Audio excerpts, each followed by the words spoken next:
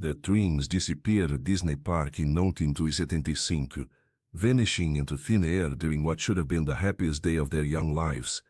28 years of silence followed, a desperate search that slowly faded from headlines but never from their parents' heart. What investigators discovered nearly 3 decades later would shake even the most hardened detectives to their core. Before we begin, make sure to subscribe to the channel and comment where you're watching from. The July heat in Anaheim was merciless. The temperature had climbed past 95 degrees by mid-morning, causing sweat to stream down the faces of the construction crew working beneath Tomorrowland. They had been tasked with replacing an outdated water system, a routine job in the constant evolution of Disneyland Park. None of them expected to make history that day. Miguel Sanchez, the crew foreman, was the first to notice something unusual as his excavator scraped against what should have been empty soil. The machine's teeth caught on a rusted pipe that wasn't on any of their blueprints. When they dug around it by hand, something wedged inside the pipe caught the sunlight. "Hey, I think there's something in here," Miguel called to his colleagues, his voice echoing in the excavated pit.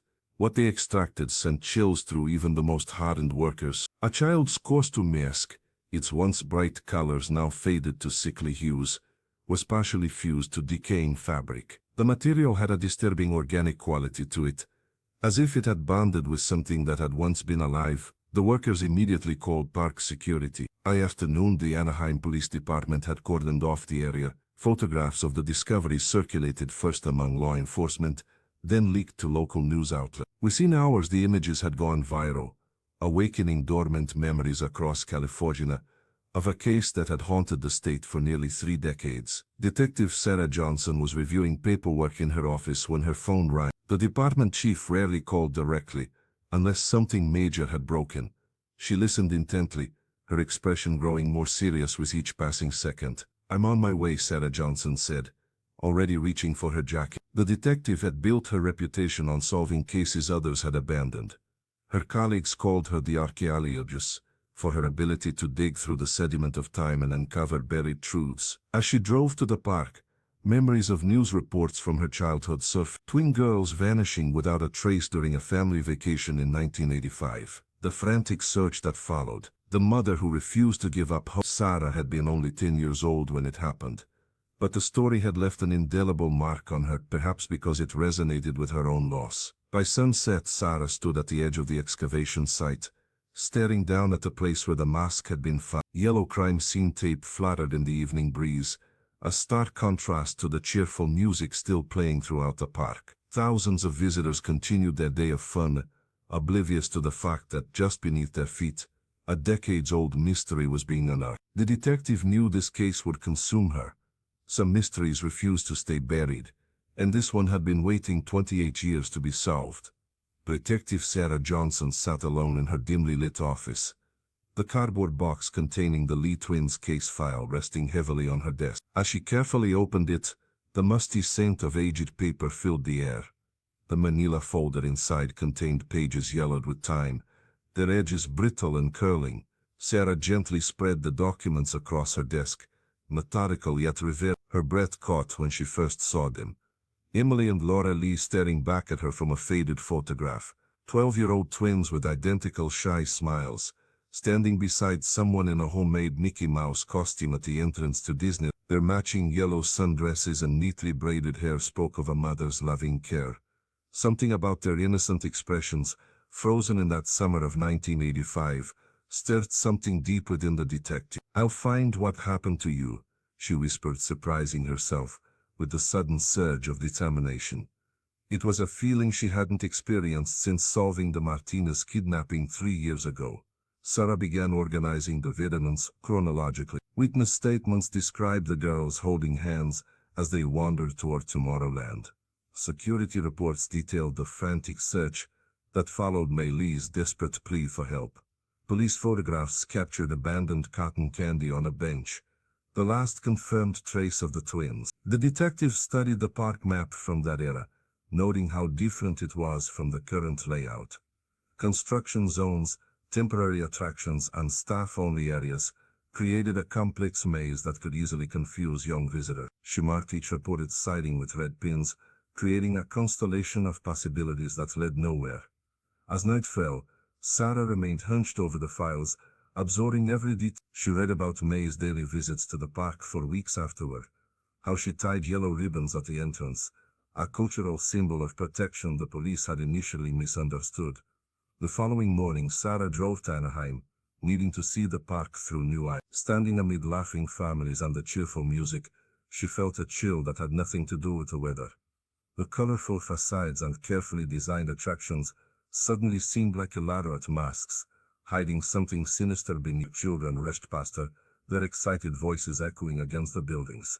Sarah watched them, then glanced down at the twins' photo in her hand.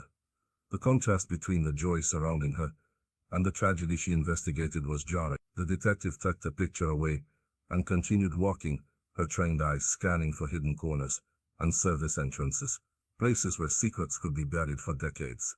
The happiest place on earth, she thought grimly, might be concealing the darkest of truth. The August heat in Anaheim was unrelenting as Detective Sarah Johnson parked her vehicle outside a modest bungalow in the eastern part of the city. She checked her notes one final time before approaching the home of May Lee, the mother who had lived 28 years in a peculiar limbo, not quite grieving, not quite hoping, but somewhere painfully in between. The detective had rehearsed this conversation countless times, but nothing prepared her for the moment May opened the door. The woman was petite, with silver streaks through her dark hair, and eyes that carried both unfathomable sorrow and surprising warmth.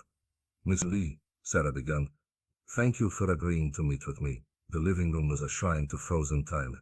Photographs of Emily and Laura Lee covered every surface, their 12-year-old smiles eternally preserved. May served the tea in delicate cups, her hands steady despite the weight of the conversation. "Every year on their birthday," she explained softly, "I tie new yellow ribbons at the park entrance. The security guards know me now." A faint smile crossed her face. "Some of them were not even born when my daughters disappeared." Sarah leaned forward. "Can you tell me about the ribbons?" May's eyes drifted to the window. "In Guangzhou, where I grew up, yellow ribbons protect children from harm. My grandmother taught me." Her fingers traced invisible patterns on the tablecloth. "I know people think I'm just another grieving mother who can't let go, but those ribbons are more than remembrance. They're a promise I haven't forgotten." The detective felt a familiar ache in her chest, memories of her own sister's disappearance surfacing unbidden. "I understand more than you might think," she said quietly. For 3 hours they revisited that summer day in 1985. The crowds, the excitement, the moment May turned to buy ice cream and turned back to find empty space where her daughters had stood. The mother recounted every detail with the precision of someone who had replayed the scene thousands of times. As evening approached, Sarah found herself studying the quiet dignity in May's posture. Despite decades of false leads and dwindling hope, something in her refused to break. "Miss Lee," the detective said finally, gathering her notes, "I can't promise miracles, but I swear to you, I will follow every lead, no matter how small." May reached across the table and gripped Sarah's hand with surprising strength. "You're the first detective in years who hasn't looked at me with pity," she said. "I don't need pity. I need someone who won't stop looking." In that moment something shifted between them, a bond forged in shared understanding of loss. As Sarah drove away, she knew this case had become more than professional obligation. It was a promise she couldn't break. September brought a renewed sense of urgency to the investigation. The forensic team at the Anaheim Police Department carefully extracted the decayed fabric from the mask, handling it with the reverence usually reserved for sacred artifacts. Detective Sarah Johnson watched through the lab window, her breath fogging the glass, as the technicians worked with painstaking precision. "We might be able to recover trace DNA," explained Dr. Martinez, the lead forensic analyst. "The degradation is significant, but sometimes fabric preserves biological material in ways we don't expect." Sarah nodded, afraid to voice the hope building inside her. If they could match DNA to either Emily or Laura Lee, it would confirm what everyone feared but needed to know. The possibility sent ripples through the department. Officers who had never worked the original case stopped at her desk, offering encouragement or simply standing in silent solidarity. When May Lee called that evening, Sarah carefully explained the process, managing expectations while honoring the mother's right to hope. "We're doing everything possible," she assured me, hearing the familiar catch in the woman's breath. That sound of grief, momentarily suspended by possibility. The community rallied as news spread. Former park employees contacted the department with recollections from that summer of '85. Local media ran features on the twins, their smiling faces a haunting reminder of innocence lost beneath the happiest place on earth. For 3 agonizing weeks, Sarah threw herself into other aspects of the case while waiting for results. She reviewed visitor logs, interviewed retired security personnel, and mapped every reported sighting from the days following the disappearance. Each night she returned to her apartment exhausted, her dining table disappearing beneath case files and takeout containers. The call came on a rainy Tuesday morning. Sarah grabbed her phone before the first ring completed. "I'm sorry," Dr. Martinez said, his voice heavy. "Yes. The samples were too degraded for conclusive identification. We can confirm human DNA, but nothing more specific." The disappointment crashed through her like a physical blow. Sarah thanked him professionally, hung up and then sat motionless at her desk, watching raindrops race down her office window. When her supervisor suggested taking the day off, the detective refused. "This isn't the first dead end, and it won't be the last," she said, already pulling another file from her drawer. That evening she drove to May's modest home to deliver the news in person. The 2 women sat on the porch, watching the rain, sharing a pot of jasmine tea. No words were needed, just a quiet understanding between 2 people who refused to surrender to despair. Back in her car, Sarah stared at the case file on her passenger seat. Every setback only hardened her resolve. She'd continue digging until the truth emerged, no matter how deeply it had been buried. The crisp October morning brought with it a manila envelope, slipped under Detective Sarah Johnson's office door. No return address, no fingerprints, just a sign typed them. "Ask about the keymaster. Robert Brown, no menção Munio 85. Sarah's pulse quickened as she ran the name through the park's employment records. Within hours, she had confirmation. Robert Brown had indeed worked maintenance during the summer the Lee twins vanished. That afternoon, Sarah navigated through a modest apartment complex on the outskirts of Anaheim. The building's faded stucco and rusted railings spoke of decades of neglect. She knocked on apartment 14B, clutching her badge in one hand and the case file in the other. The door opened to reveal a thin man with weathered hands and eyes that carried the weight of secrets. Robert Brown invited her inside with a nervous gesture. His living room was sparsely furnished, a worn recliner facing an outdated television, walls decorated with faded photographs of Disneyland from decades past. "I've been waiting for someone to find me," he said, his voice barely above a whisper. "Ever since they found Thing under Tomorrowland." Sarah studied his face carefully. "You were in charge of the keys in '85, she stated, watching for his reaction. The old maintenance worker nodded slowly. "Not just any keys. Special one." His fingers trembled as he retrieved a small notebook from beneath a loose floorboard. There were places, tunnels, rooms that weren't on any official blueprint. Places even most employees didn't know existed. As Robert sketched a crude map, Sarah felt a chill despite the apartment's stuffiness. He described a network of maintenance corridors beneath the main entrance, connecting to larger chambers that had been sealed off during renovations in the '70s. "We called it the Underpark," he explained, tracing routes with a yellowed fingernail. "Management wanted certain areas forgotten, said they were unstable, dangerous. But some of us knew better." The details he provided matched perfectly with inconsistency Sarah had found in the park's architectural records. Doorways that led nowhere. Electrical systems powering non-existent attractions.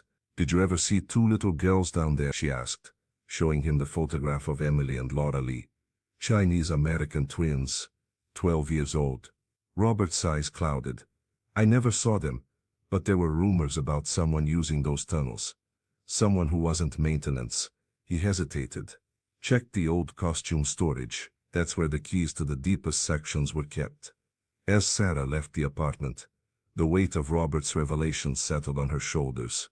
For 28 years the story of hidden passages beneath the happiest place on earth had been dismissed as urban legend. Now for the first time she had concrete evidence that these shadows existed, and that someone might have used them to make 2 little girls disappear. As autumn leaves began to fall across Anaheim, Sarah Johnson spent countless nights hunched over faded blueprints spread across her dining room table. Her apartment had transformed into an unofficial investigation hub, with coffee-stained maps and highlighted maintenance records covering every surface. The detective's methodical analysis revealed something deeply troubling.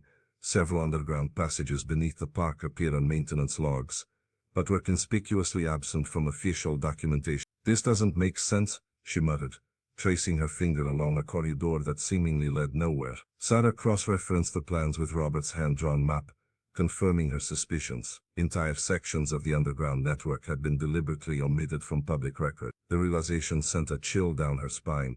If park management had hidden these areas, what else might they be concealing? The detective compiled her findings into a formal request for access to these undocumented areas. Her report was meticulous, highlighting the potential connection to the Lee twins' disappearance and the recently discovered evidence. She delivered it personally to park headquarters, expecting cooperation in a case involving missing children. Instead, she encountered a wall of resistance. The park's legal team insisted on reviewing her request through proper channels, a process they estimated would take weeks. When Sarah pressed for urgency, citing the 28 years the Lee family had already waited, a representative offered only a rehearsed response about following established protocols. "People's lives are at stake here," she argued during a particularly heated meeting with the park's head of security. Two 12-year-old girls vanished without a trace. Their mother deserves answers. The security director's expression remained impassive. "We understand your concern, Detective Johnson, but there are liability issues to consider. Those tunnels haven't been inspected in years. They could be structurally unsound." Sarah recognized the deflection tactics for what they were. The park was more concerned with protecting its image than uncovering the truth. Each day of delay dimmed the chances of finding conclusive evidence, and the bureaucratic roadblocks only strengthened her conviction that something sinister lurked beneath the cheerful facade. That evening, Sarah called Maylee. The mother's quiet strength on the other end of the line renewed her determination. "I promise you," the detective said, "no amount of red tape will stop me from finding out what happened to Emily and Laura." After hanging up, Sarah stared at the blueprints again. If official channels wouldn't grant her access, she would need to find another way into those hidden corridors, even if it meant bending the rules she'd sworn to uphold. The cold winter air of January 2023 seeped through Sarah Johnson's jacket as she led her small team down the maintenance stairwell. The metallic scent of damp stone filled her nostrils, accompanied by the hollow echo of water dripping somewhere in the dark. Each step took them deeper beneath the cheerful facade of the park, where the sounds of laughter and music couldn't penetrate. "Watch your head," Sarah warned as they ducked beneath a low-hanging pipe. The beam of her flashlight illuminated the narrow passage ahead, revealing walls stained with decades of moisture and neglect. Two junior detectives and a forensic technician followed closely behind, their breaths forming small clouds in the chilly underground air. Robert Brown's hand-drawn maps proved invaluable, though their yellowed paper and faded pencil marks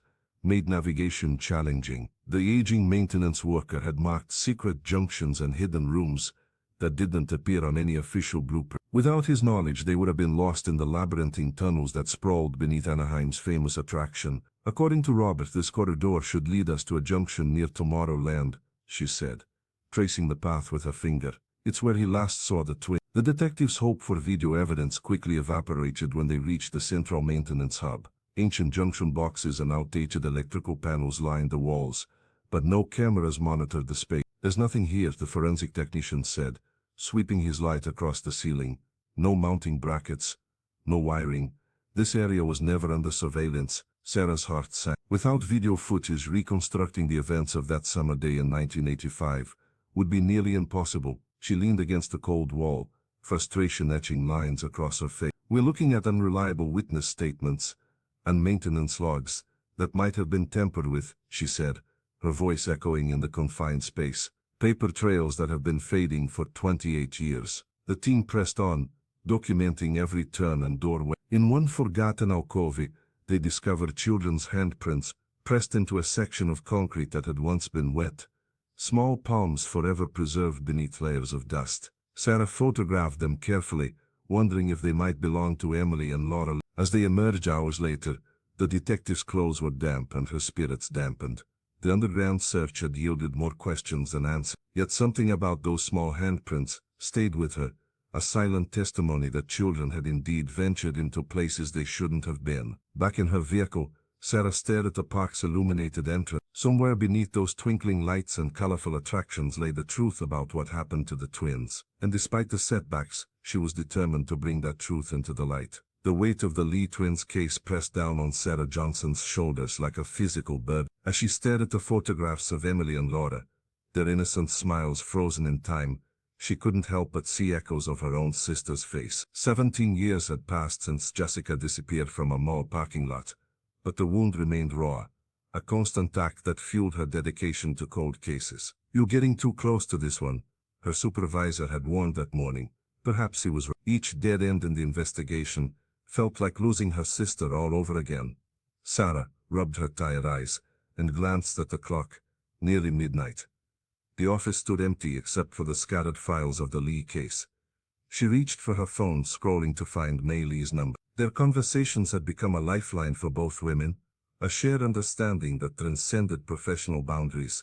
"I promised her answers," Sarah whispered to the empty room. "I can't fail another family." The detective was about to pack up when her phone rang. It was Carlos, one of the night janitors at the park. "Detective, something you said last week got me thinking. About hidden rooms? My uncle worked there back in the 80s, and he always mentioned the old costume room. Not the main one everyone knows about. There was another one off the books." Sarah's heart quickened. "Where?" "Behind maintenance sector B. They sealed it up during renovations, but the door's still there if you know where to look." The next morning, armed with a flashlight and Carlos's crude map, Sarah navigated the labyrinthine corridors beneath the park. The maintenance workers' directions led her to an unmarked door, its edges nearly invisible against the wall's textured surface. Inside, time stood still. Dust particles danced in the beam of her flashlight, illuminating abandoned shelves and forgotten props. The room smelled of mildew and decay, untouched for decades. "What secrets are you hiding?" she murmured, methodically examining every corner. In the back, beneath a fallen shelf, something caught her eye. A battered tape recorder, its plastic casing yellowed with age. The device looked like it belonged to the costume department from the 80s, with the faded property tag still visible. Sarah's hands trembled slightly as she collected the recorder and the 3 cassettes beside it. These weren't just random items, they were artifacts from the exact time when Emily and Laura vanished, preserved in this forgotten space like a time capsule of evidence. For the first time in weeks, she felt the faint stirring of hope. Whatever voices these tapes held might finally give Mei Lee the answers she had waited 28 years to hear, and perhaps in some small way, help Sarah make peace with her own unresolved past. Sarah hunched over the ancient tape recorder in a dimly lit office, headphones pressed tightly against her ears.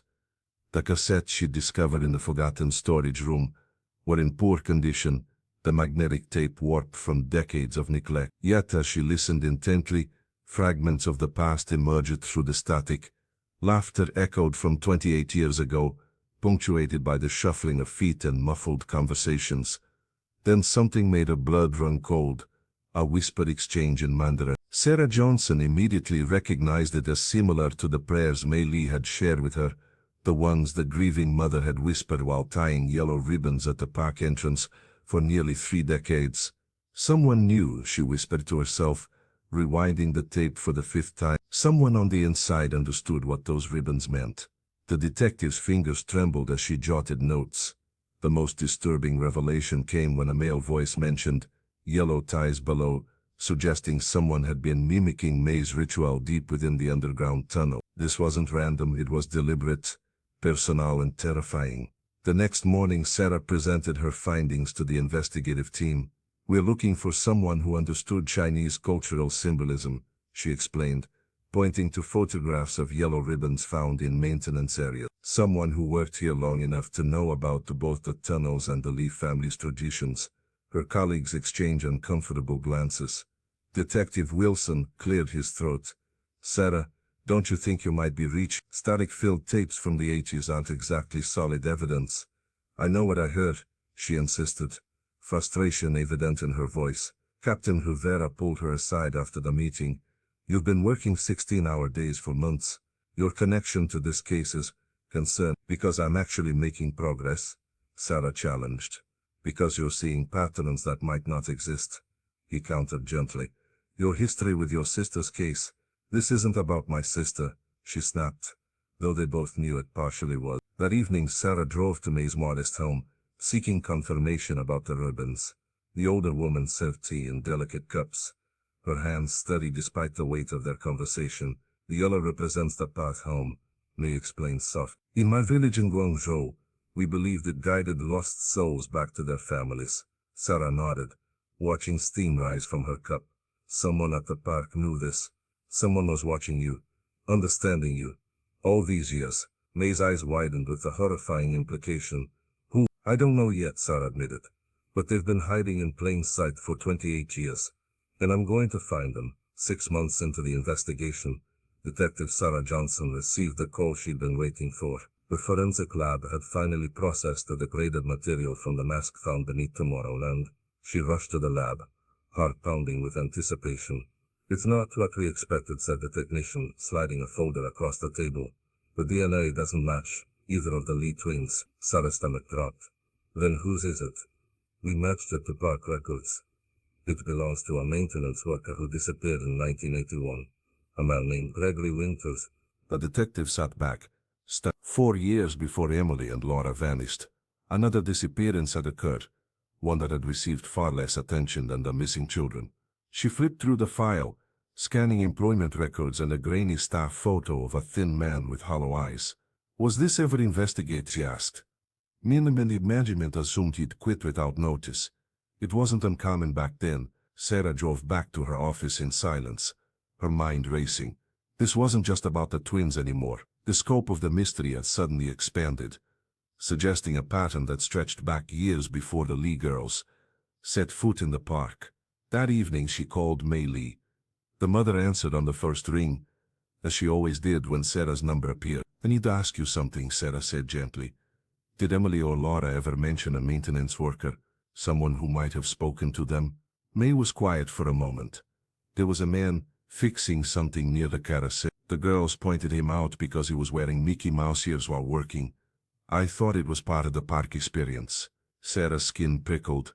Nothing in the original reports mentioned this detail. Back at the station, she assembled her team, spreading photographs and timelines across the conference table. We're not looking at an isolated incident, she explained, pinning Gregory's photo beside the twins. We're looking at a predator who may have been operating for years. The realization sent shockwaves through the room. Veterans officers who had seen everything fell silent, contemplating the horrifying possibility that the cheerful park had harbored a monster beneath its surface for years. The mask was his trophy, Sarah continued, her voice steady despite the churning in her stomach, and there might be more hidden down there. As the team dispersed to pursue new leads, Sarah remained at the table, staring at the twins' smiling faces. Her conviction had crystallized into certainty. Something truly monstrous had lurked beneath the park's cheerful facade, using its labyrinth of tunnels and the constant flow of visitors as cover. She picked up her phone to call Robert Brown. If anyone knew where Gregory Winters had access, it would be the former key holder. As summer approached, Detective Sarah Johnson found herself staring at her smartphone screen, squinting at an anonymous email that had arrived just after midnight. The message contained detailed blueprints and cryptic references to something called Compartment Zero, a chamber supposedly hidden behind a false wall in Adventureland. Her heart raced as she cross-referenced the information with notes she'd discovered in old maintenance logs weeks earlier. The matching details confirmed what she had begun to suspect.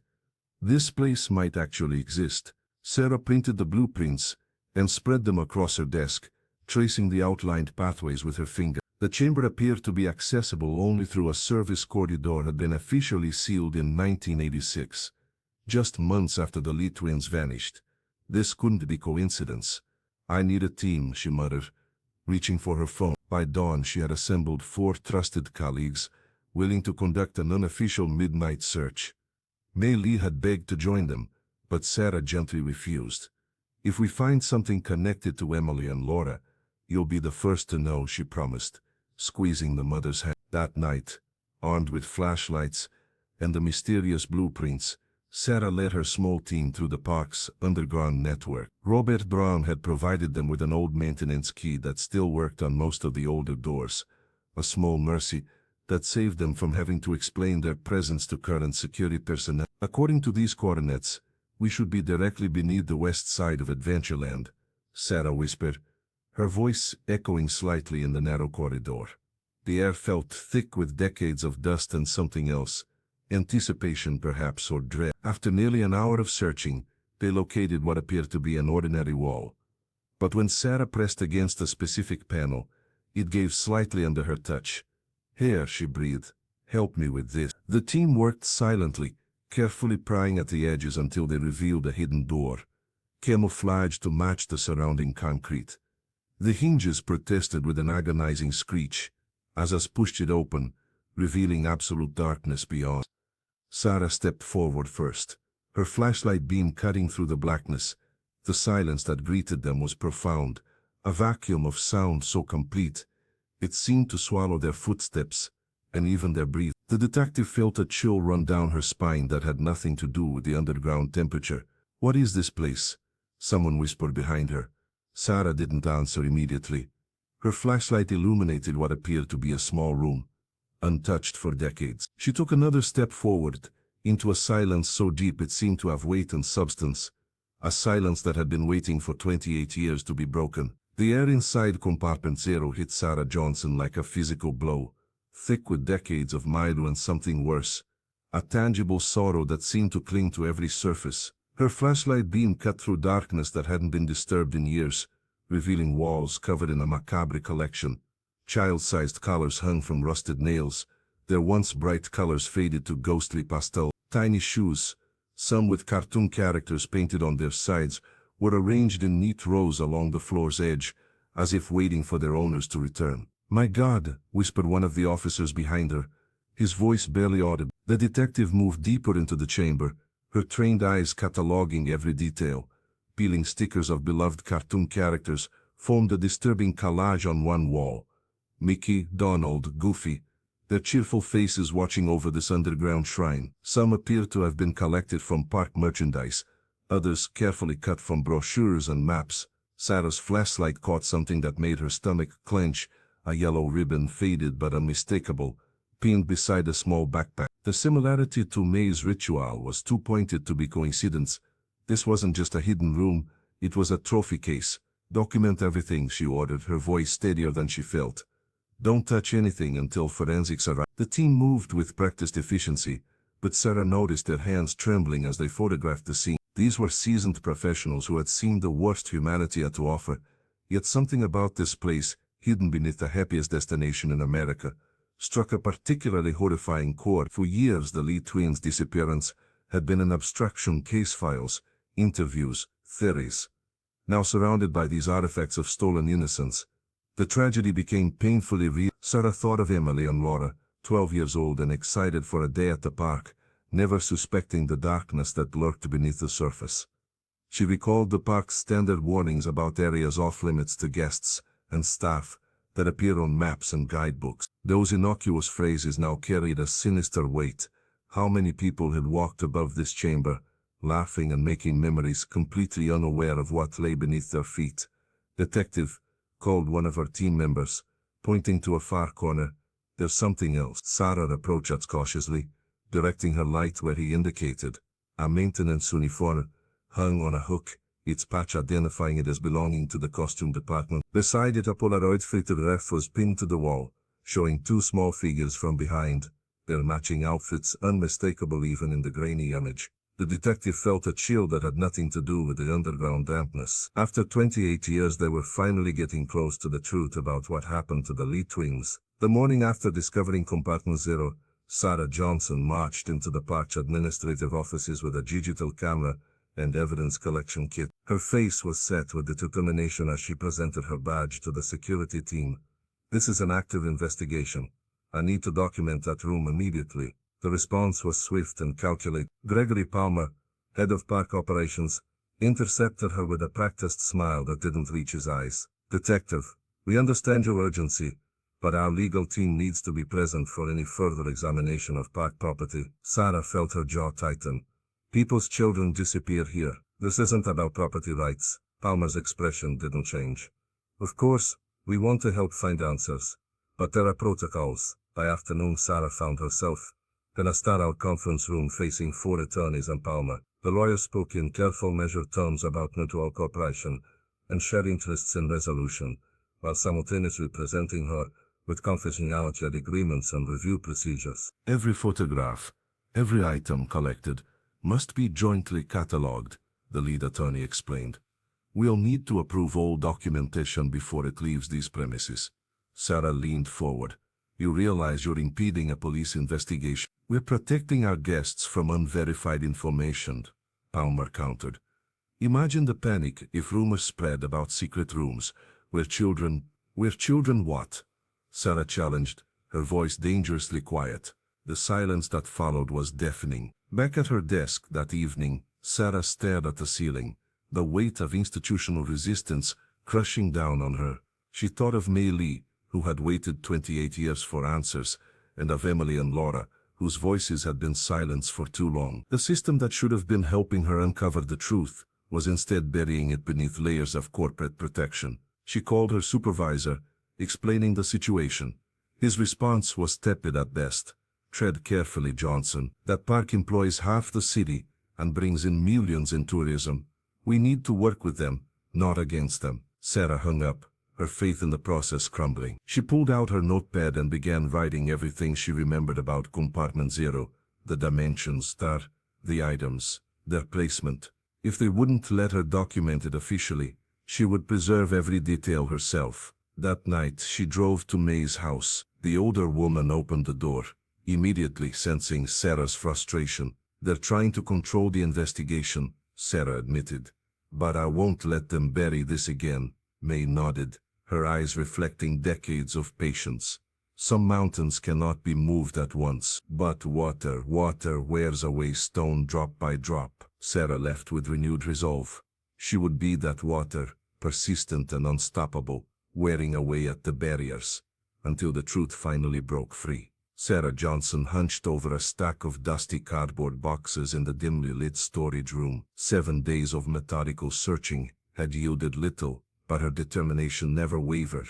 As she lifted another weathered maintenance log, a small leather-bound book slipped out and landed with a soft thud on the concrete floor. "What's this?" she murmured, picking up what appeared to be a personal diary. The name Thomas Miller was scrawled inside the cover in faded blue ink.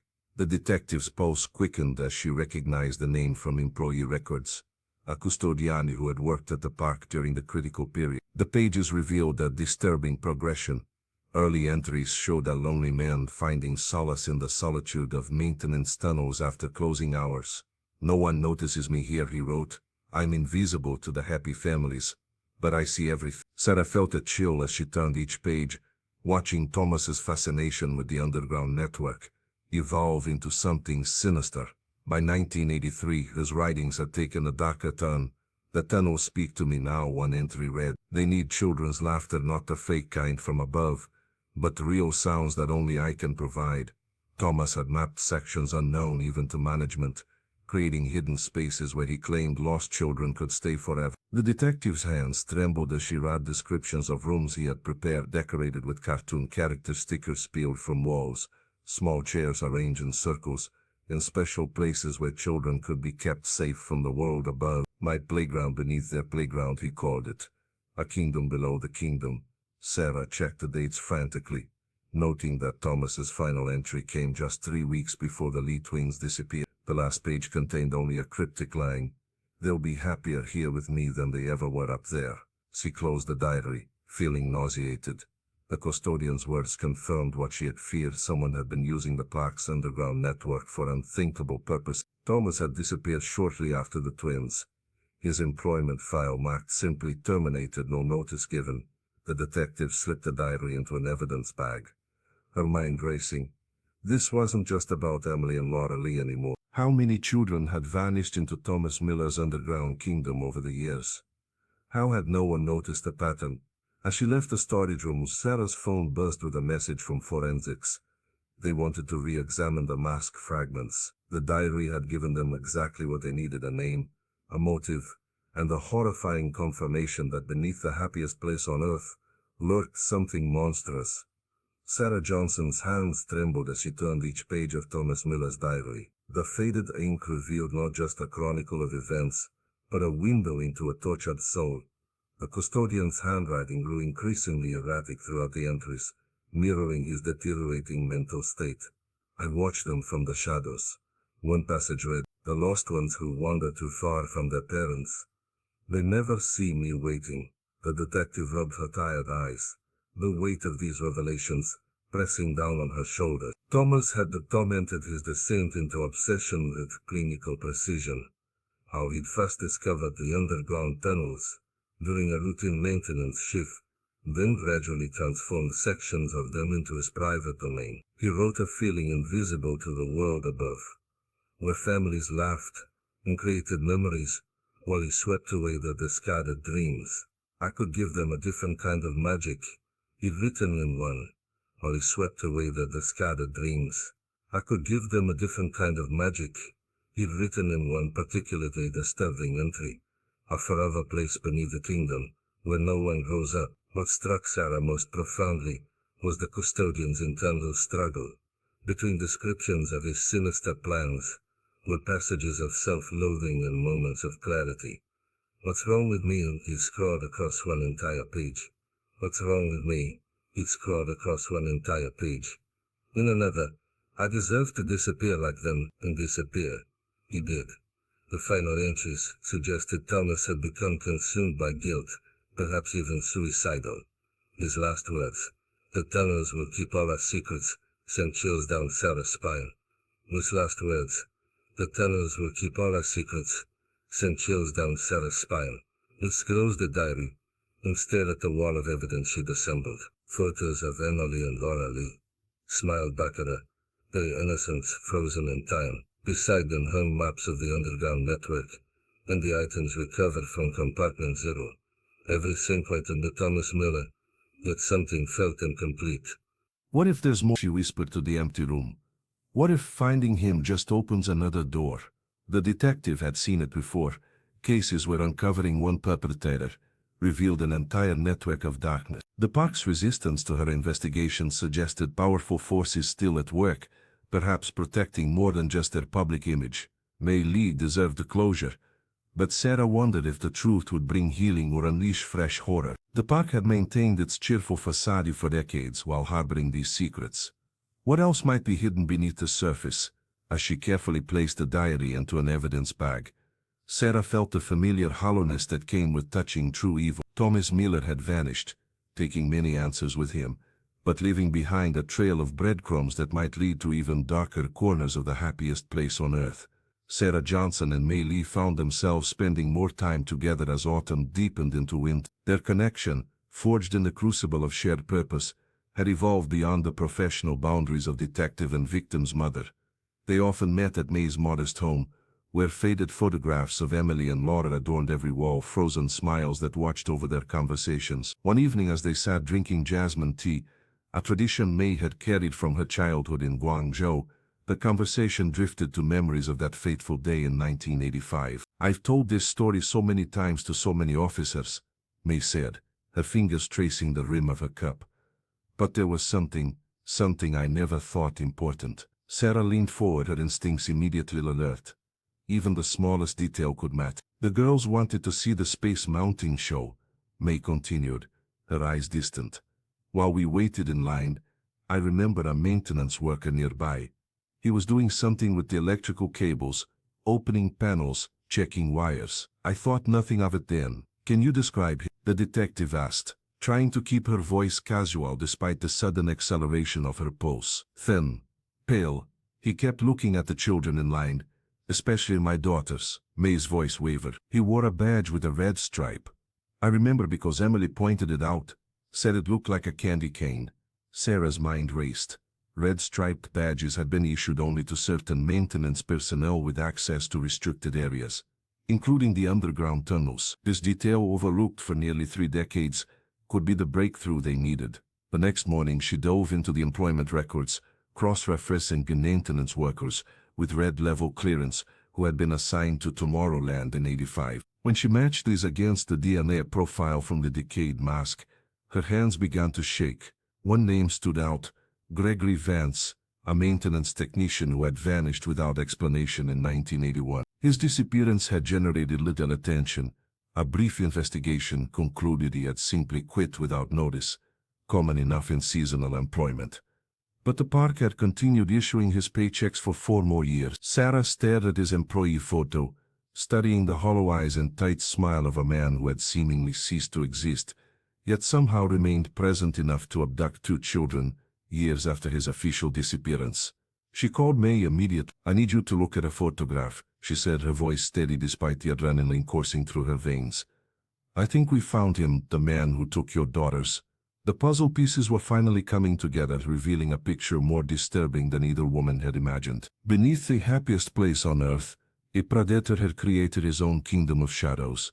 Detective Sarah Johnson hunched over her desk, surrounded by towers of yellowed visitor logs from the summer of 1985. The digital clock on her smartphone read 3:15 in the morning, but Dame had become meaningless in her pursuit of justice. For weeks she had been meticulously reconstructing the timeline of events leading to the disappearance of Emily and Laura Lee, cross-referencing maintenance schedules with visitor accounts, until her vision blurred from exhaustion. Her apartment had become a makeshift investigation room, with photographs and sticky notes covering every wall. Maps of Disneyland's underground tunnels were spread across her coffee table, marked with potential routes the twins might have taken or been taken through. She hadn't cooked a proper meal in weeks, subsisting on delivery food and coffee that had long gone cold. "Just one more connection," she whispered to herself, rubbing her temples as she compared Thomas Miller's work schedule with Robert Brown's key access logs. The detective had cancelled her mother's birthday dinner last weekend, missed her friend's wedding, and hadn't returned calls from the few people who still reached out. Loneliness gnawed at her resolve, a familiar companion in her single-minded quest. Sarah's supervisor had warned her about becoming too emotionally invested, but how could she not be? Every time she felt like giving up, she would look at the photograph of May Lee tying a yellow ribbon to the park gate, a ritual of hope that had continued for 28 years without faltering. The case had taken a physical toll as well. Dark circles shadowed her eyes, and she had lost weight her frame couldn't afford to lose. Sometimes while driving between interviews, she would find herself pulled over on the shoulder, fighting waves of exhaustion that threatened to overwhelm her. Yet each sacrifice felt necessary. Each breakthrough, the discovery of Compartment Zero, the DNA match on the mask, the diary entries that revealed Thomas's disturbing obsession, brought her one step closer to the truth. The Lee twins deserved nothing less than her complete dedication, even if it meant pushing herself to the edge of endurance.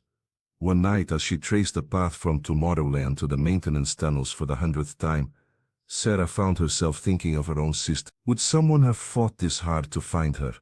The parallel tragedies fueled her determination, making every missed dinner, every cancelled plan, every lonely night worth the cost. "I'm going to find them, May," she promised the empty room, her voice hoarse from disuse, "even if it's the last case I ever solve." The conference room fell silent as Detective Sarah Johnson laid out her evidence before the somber faces of law enforcement officials and Disneyland executives. The June heat pressed against the windows, but inside a chill permeated the air. Her hands, steady after months of investigation, arranged photographs, documents, and forensic reports across the polished table. "For nearly 3 decades, 2 children vanished without explanation," she began, her voice carrying the weight of countless sleepless nights. "Today I can tell you what happened to Emily and Laura Lee." The detective methodically walked them through her findings, pointing to blueprints that revealed the network of unmarked tunnels beneath the cheerful facade of the park. She explained how Thomas Miller's diary entries corroborated the physical evidence found in Compartment Zero, painting a disturbing picture of obsession and predation. The maintenance logs confirm Miller's access to restricted areas during the summer of '85, Sarah continued, sliding forward a weather employee schedule. And Robert Brown's testimony about the key system explains how someone could move through these spaces undetected. Park officials shifted uncomfortably as she presented the DNA analysis, linking the decayed costume mask to their former employee. The evidence was damning, not just of one man's actions, but of decades of institutional negligence that had allowed secret spaces to exist beyond oversight. "We have reason to believe Miller targeted at least 4 children between 1981 and '85, she said, her voice dropping. The Lee twins were likely his final victims before his own disappearance. A senior executive attempted to interject about potential public relations concerns, but the police captain silenced him with a raised hand. This was no longer about protecting an image. This was about justice long delayed. When Sarah revealed the photographs of Compartment Zero, the children's belongings arranged with disturbing care, the yellow ribbons matching May's cultural tradition, even the most skeptical officials couldn't look away. The evidence formed an undeniable narrative of horror beneath America's happiest place. The park has a responsibility to acknowledge what happened here, she concluded firmly, not just to the Lee family, but to everyone who deserves to know the truth. After 3 hours of presentation and intense discussion, the park's legal team conceded, for the first time in its history, Disneyland would publicly acknowledge the existence of unauthorized areas and the tragic events that had unfolded within them. A formal investigation would be launched, with full cooperation promised. As Sarah gathered her materials, exhaustion mingled with vindication. The battle for truth had been won, but the war against bureaucracy and denial had taken its toll. Still, she knew that somewhere, Emily and Laura Lee could finally be remembered not just as missing children, but as victims who deserve justice. The morning after the press conference, May Lee stood alone at a newly designated memorial site near Adventureland. The park had agreed to create a small, tasteful garden where families could remember loved ones lost within its boundaries. Her weathered hands, which had tied countless yellow ribbons over 28 years, now placed 2 final ones around a small stone marker, bearing her daughter's name. Emily and Laura would have been 40 now, she whispered to Sarah Johnson, who stood respectfully at a distance. The detective had accompanied May to this moment of closure, watching as the mother's ritual finally found its permanent home. May traced the engraved names with her fingertips, her eyes reflecting both profound grief and unexpected peace. In Guangzhou, my grandmother taught me that yellow ribbons guide spirits home, she explained. I always hoped they would lead my girls back to me. Now I know they will help me find them someday. For nearly 3 decades, the mother had lived in suspended animation, her modest Anaheim home preserved like a shrine to 12-year-old twins who never returned.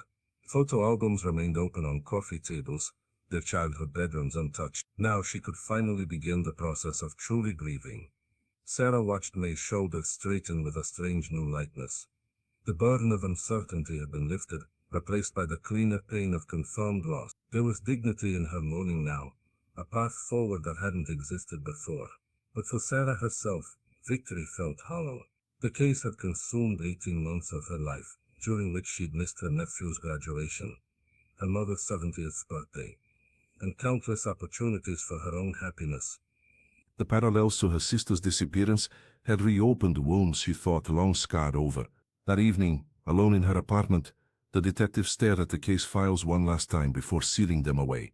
The photographs of smiling twins, the disturbing diary entries from Thomas Miller, the maps of hidden tunnels, all of it represented a darkness she couldn't unsee. The magical kingdom would never look the same to her again. Her phone buzzed with a text from her supervisor.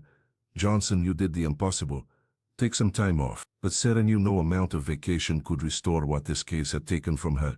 The comforting belief that evil couldn't hide in plain sight, that institutions designed to bring joy couldn't harbor horror. As she placed the last photograph into the box, May tying ribbons at the park entrance years ago, Sarah realized that closure for one person often meant opening wounds for another.